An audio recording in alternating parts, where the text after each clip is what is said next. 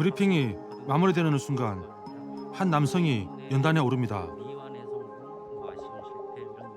이번 발사는 비행 시험입니다. 그래서 개발해 가는 과정에 있는 상황이고 개발해 있는 과정을 성공 실패라고 규정짓기는 어려울 것 같습니다. 지금 작심한 듯 발언을 쏟아내더니 이내 감정이 복받친 듯 울컥합니다. 끝까지 지금 마지막 계단 하나가 남아 있다고 생각이 듭니다. 내년 5월에 그래서 성공시킬 수 있도록 격려를 부탁드리겠습니다. 무엇이 그를 이토록 안타깝게 했을까?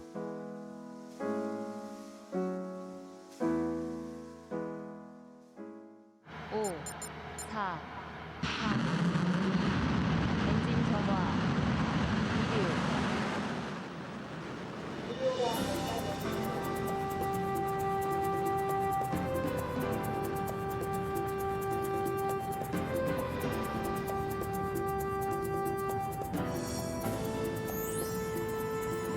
여러분, 지금 너무나 장관인데요. 하늘을 향해서 대한민국 최초의 우주 발사체 누리호가 하늘을 향해 치솟아 오르고 있습니다. 지난해 10월 발사된 누리호는 12년간 숱한 난관을 극복하고 만든 한국형 발사체입니다. 많은 이들의 염원을 담아서였을까요? 누리호의 첫 발사는 모든 것이 순조로워 보였습니다.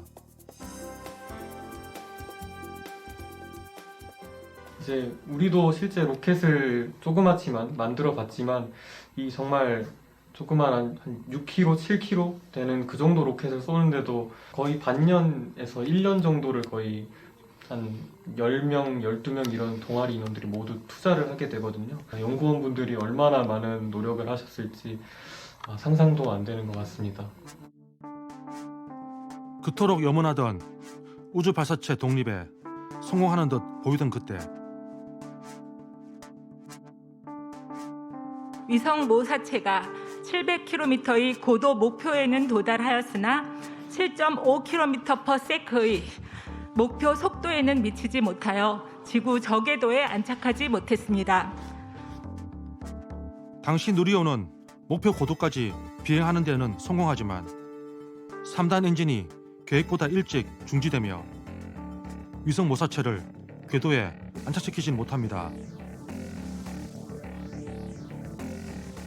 상대적으로 그렇게 어렵지 않은 부분에서 발생한 문제라 아쉬움은 더욱 컸습니다. 발전이라는 게 마찰 없이 발전이라는 게 없으니까 항상 대한민국 국민으로서 다시 한번 모든 국민들의 힘찬 응원이 필요하다고 온 국민의 한 사람으로서 그렇게 생각합니다. 누리호 2차 발사는 1차 발사 실패 원인을 보완하는 것에서 시작됐습니다. 아까 설명드렸듯이 이번 비정상 비행의 원인이 된 것은 3단 엔진이 아니고 3단 엔진에 추진제를 공급시켜주는, 특히 산화제를 공급시켜주는 공급 시스템 상에서 문제가 발생한 것이었습니다. 누리호 엔진 속에는 산화제를 담는 산화제 탱크가 들어 있습니다. 3단 산화제 탱크 안에는 다시 산화제와 헬륨 탱크 2개가 들어 있는데요. 헬륨 탱크는 비행 중 움직이지 않게 고정 장치로 단단히 연결되어 있습니다.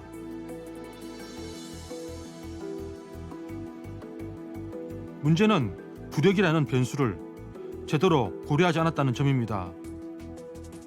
바로 1차 발사 당시 위성 모사체가 궤도 진입에 실패한 이유입니다.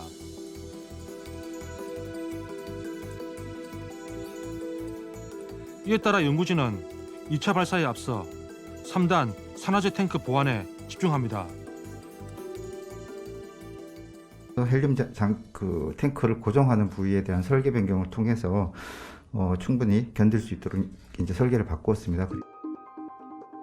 헬륨 탱크 고정 장치를 강화하는 방식으로 바꾼 후 계산된 하중보다 1.5배 더 견딜 수 있게 됐다는 게 항우연 측의 설명.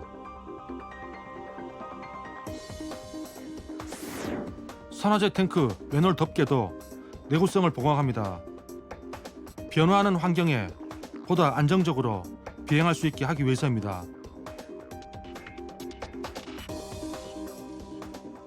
작업자 그리고 연구원들 같이 해서 차분히 이제 그 교체하는 작업을 진행을 했고, 모든 교체 작업 그리고 재조립하는 과정까지 4월 말에 다 완료를 했습니다.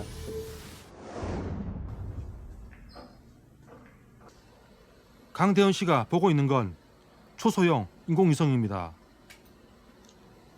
이게 형상한 건가요? 네. 약간 우유곽처럼 생겼네요. 네, 맞습니다. 이런 걸 큐브 위성이라고 합니다. 크기는 작아도 상당한 수준의 임무를 수행할 수 있는데요. 강 씨가 개발을 총괄한 미먼은 한반도 미세먼지를 촬영하는 게 주요 임무입니다. 우리나라에서는 천리안 2B 호가 이미 정지 궤도에서 좀 멀리서 한반도를 항시 관측하고 있는데요. 이런 작은 위성이 낮은 고도에서 서해 바다를 관측을 하면은 우리가 해상도가 좀 좋은 그런 영상을 얻을 수가 있습니다. 미먼 위성 개발에 참여한 인원은 강 씨를 포함해 약 20명. 그럼 지금 학부생분은 한 분이 계신 거예요? 네. 나머지 분들은 다 대학원 분들. 혹시 여기 팀명이 있나요? 저희 큐브셋 자체 지난 4년간 학생 신분으로 위성 제작에 뛰어들며 포기하고 싶을 때가 왜 없었을까요? 그래서 이번 누리호 발사를 향한 마음은 누구보다 간절합니다. 누리호를 실제로 보셨을 텐데, 네. 본 소감은 좀. 일단은 굉장히 커서 깜짝 놀랐고요. 사실 그 끝났을 때는 불안함만 이제 솔직히 남았습니다. 이게 결국 우주에 올라갈 때까지 아무 문제 없이 잘 대기해야 되고, 올라가서도 이제 잘 통신을 해야 되는데 저희 손을 떠난 순간부터는 저희가 어떻게 건드릴 수가 없는 상황이기 때문에 이번에 누리호에 실려 우주로 향하는 큐브 위성은 미먼을 포함해 총 4기. 2호 IR 카메라로 백두산의 천지나 이런 것들을 포함한 한반도의 지구 관측을 수행하는 것을 임무 목적으로 하고 있습니다. 우주에서 GPS 신호를 받아서 지구 대기 관측을 수행하는 과학 임무를 목적으로 하고 있습니다. 큐브 위성 설계 개발부터 제작 발사까지 1년의 경험은 훗날 우주개발 전문 인력으로 성장하는 자양분이 될 걸로 기대가 됩니다. 사실 이런 실제 우주에 올릴 수 있는 위성을 개발할 수 있는 경험 자체가 흔치 않거든요. 근데 이거를 연구실에서 지속적으로 이런 프로젝트 수행을 하면서 우주급 위성을 만들 수 있는 기회를 가졌다는 게 정말 제일 좋은 경험이고 기회였다고 생각을 합니다. 학생들이 제작한 큐브 위성 4기는 누리호 발사 이후 이틀 간격으로 하나씩 분리되게 됩니다.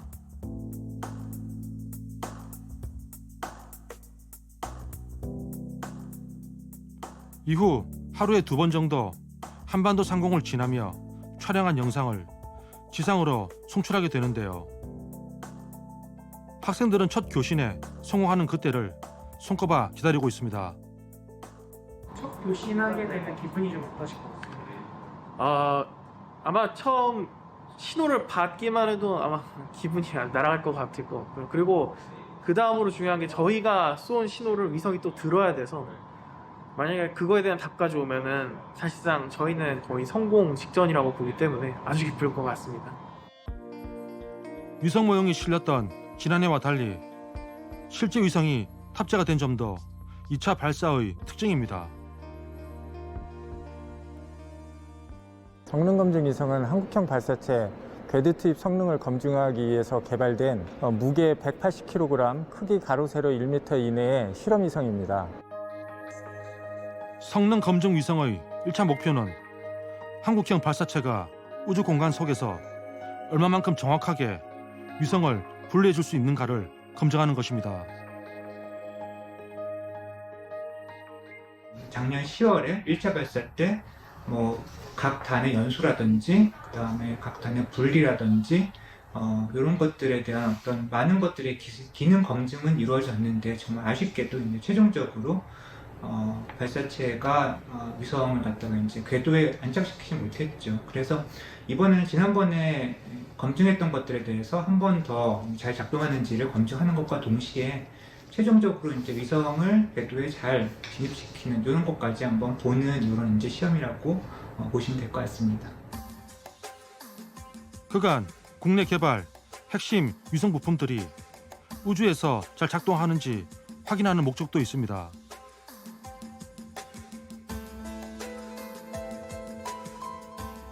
지난 발사 당시 확인된 문제점을 보완하고 실제 동작하는 위성을 새로 탑재하는 등 1차 발사 때보다 한층 업그레이드된 이번 발사.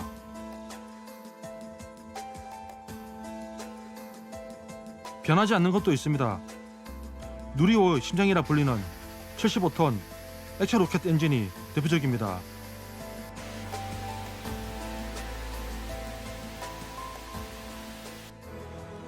누리호 75톤급 엔진은 우리나라가 독자 기술로 개발한 최초의 우주 발사체 부품입니다.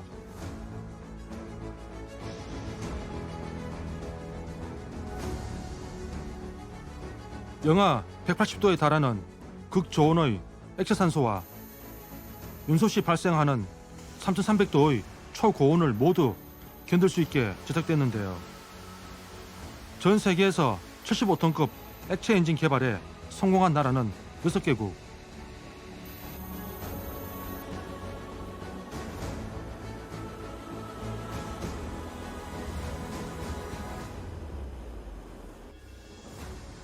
지난해 비행시험을 통해 성능 검증까지 마친 75톤급 엔진과 7톤급 엔진은 이번 누리호 2차 발사 때에도 활약하게 됩니다.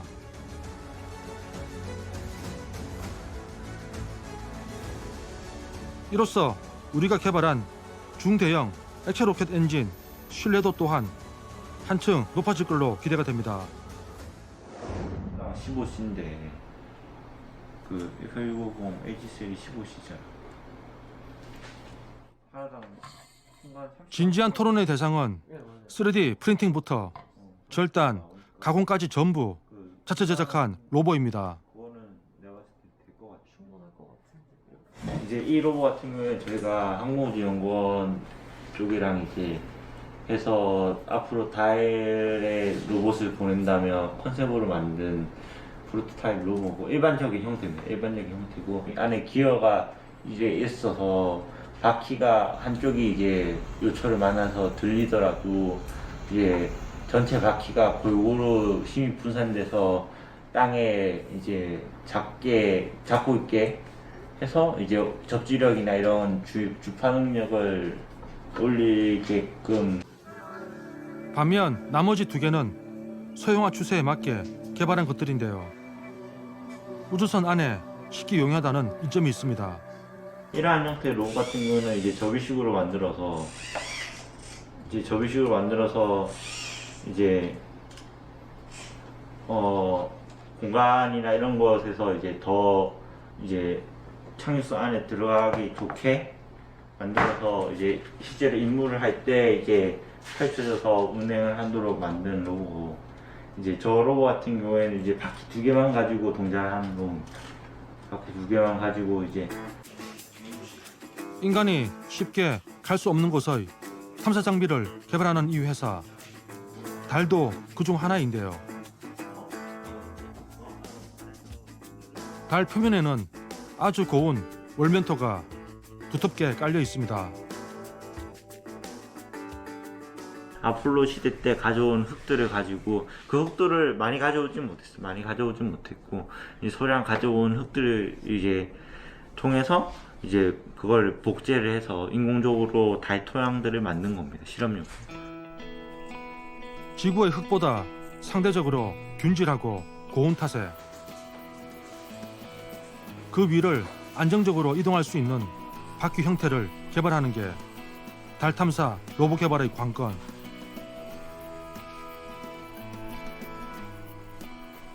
아무리 오프로드 자동차라도 엄청 모래 백사장이나 엄청 고운 흙에서는 이제 차가 빠지지 않습니다. 그래서 저희 같은 경우는 이제 바퀴를 이렇게 갈퀴 형태 이제 보시면 이런 바퀴가 이제 흙에 빠지지 않고 잘 주행할 수 있도록 이제 만들고 있고, 아직 초기 단계인 우리에 비해 우주 선진국들은 무서운 속도로 질주하며 격차를 벌이고 있습니다.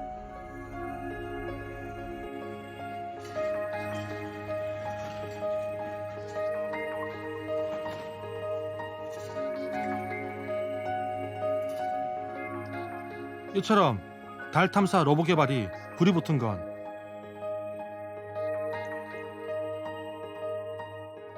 우주 탐사 경쟁에서 달이 핵심 영역으로 떠오르고 있어서입니다.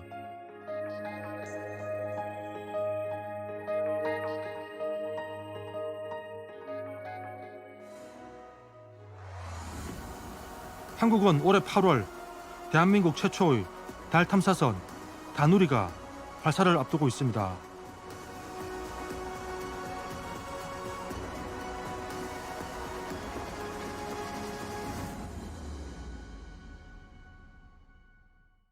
이제 보시는 것처럼 최종 발사장 이송하기 전에 마지막 이제 형상으로 좀 갖춘 상태고요. 내일이라도 컨테이너에 실려서 갈 수 있을 상태가 된 거죠. 그러면 지금 아까 말씀드렸던 7월 초 발사장 이송을 준비해서 지금 준비하고 있는 거고요.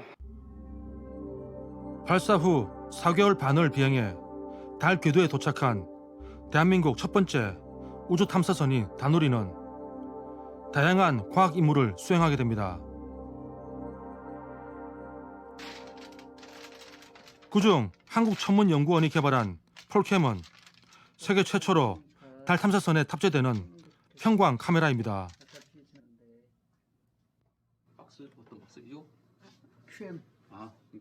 지금 인류가 가지고 있는 달에 대한 그 카메라의 해상도가 30cm 정도입니다. 30cm 정도 되는 게 점으로 보인다는 거죠. 30cm보다 작은 스케일의 입자들이 자갈인지 아니면 아주 고운 모래인지 이런 것들을 알 수 있는 방법이 없습니다. 평광 카메라는 거기서 그 각기 다른 입자의 환경에서 빛이 반사되어서 올 때마다 평광도가 각기 다르기 때문에 그것들을 관측을 해서 그 표면의 입자가 자갈로 구성되어져 있는지 아니면 그것보다 아주 고운 모래로 구성되어 있는지 파우더로 구성되어 있는지 이런 것들을 알 수 있는 그런 장비입니다. 이런 평광 카메라를 통하면 입자의 크기 분포를 알 수 있기 때문에 지금까지 본 적 없는 세밀한 달의 표면 분석이 가능해집니다. 그러면 이러한 평광 카메라로 예전에 달을 관측한 적이 없었나요? 네, 지금 이게 우리 인류의 역사상 처음 달을 평광으로 관측하는 전체 달 전면에 대해서 평광으로 관측하는 첫 번째 카메라가 될 것 같습니다. 우리나라가 세계 최초군요. 네, 그렇습니다. 이렇게 올해 달의 지표면에 착륙하지 않는 달 궤도선을 먼저 발사한 후 2030년께엔 달 착륙선을 보낸다는 계획입니다.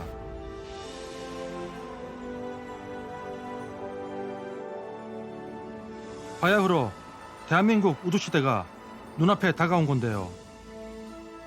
누리호 2차 발사는 그 시작을 알리는 첫 단축격입니다.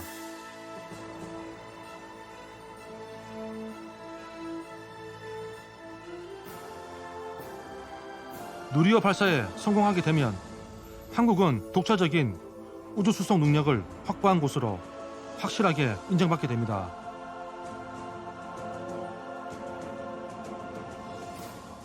우리가 만든 어떤 것이라도 그 저궤도에 투입할 수 있는 능력을 갖게 됐다. 바야흐로 이제 우리가 우주에 갈 수 있는 수단을 확보하게 됐다라는 그런 큰 의미를 갖게 되겠습니다. 이는 주요국들의 우주개발 각 축에 한국이 진입할 수 있는 최소한의 수단을 갖췄다는 뜻으로 앞으로 외교 문제 등으로부터 국가 우주 계획을 보호할 수 있다는 뜻으로도 해석이 가능합니다.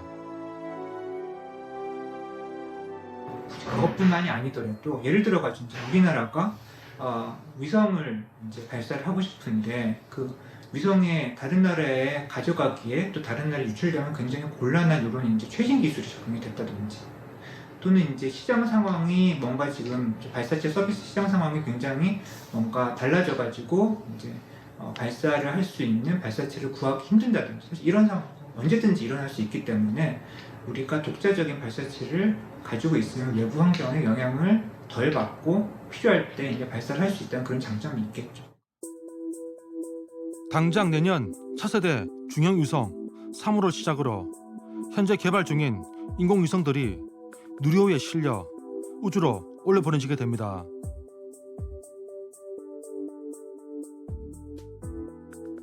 (2030년) 한국 최초의 달 착륙선 발사에도 활용되는데요. 2조 원을 들여 개발되는 차세대 발사체는 누리호에 탑재된 75톤급 엔진보다 더 강력한 게 특징입니다. 사실 우리가 뭐 보면 반도체도 잘 만들고 스마트폰도 잘 만들고 자동차도 잘 만들고 다 잘하잖아요. 근데 발사체는 조금 상황이 다른 것 같은 게 절대 기술을 안 넘겨주거든요. 그래가지고 시간도 많이 걸렸고 지금까지 어려움도 많았지만은 우선 이렇게 한 번 또 하고 탄력을 받기 시작하면 우리 굉장히 잘할 것 같아요. 우리나라 사람들 저력은 있어요. 아 그럼요. 잘할 수 있다고 생각해요. 저는.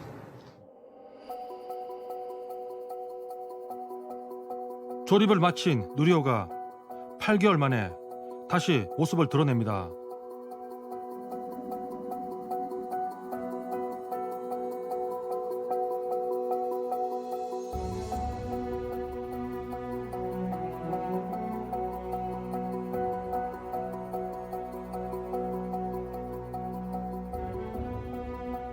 누리호는 사람 걸음보다 느린 속도로 안전하게 옮겨졌습니다.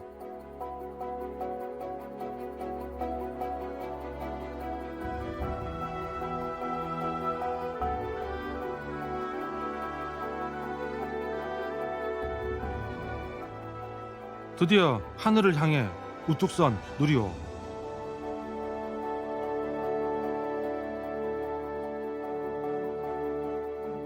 발사 작업이 순조롭게 진행되던 그날 오후,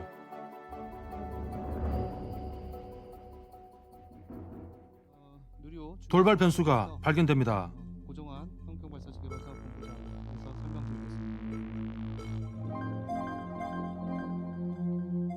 발사체가 누워 있다가 기립하여 움직이면 산화제 탱크 센서 값도 달라져야 하는데요. 누워 있을 때와 같은 값이 나타난 겁니다. 발사체 기립이 된 상태에서 발사체 접근하고 저희가 확인 작업을 하는 것이 매우 어려워서 현재 상태로는 발사 준비 진행이 불가능한 것으로 이제 판단이 됐습니다. 우선은 발사체를 다시 발사체 조립동으로 이송을 해서 점검을 한 이후에 보완을 하는 것이 필요할 것 같습니다. 확실한 원인 분석을 통해 누리호가 다시 힘차게 솟구칠 날을 기대해 봅니다.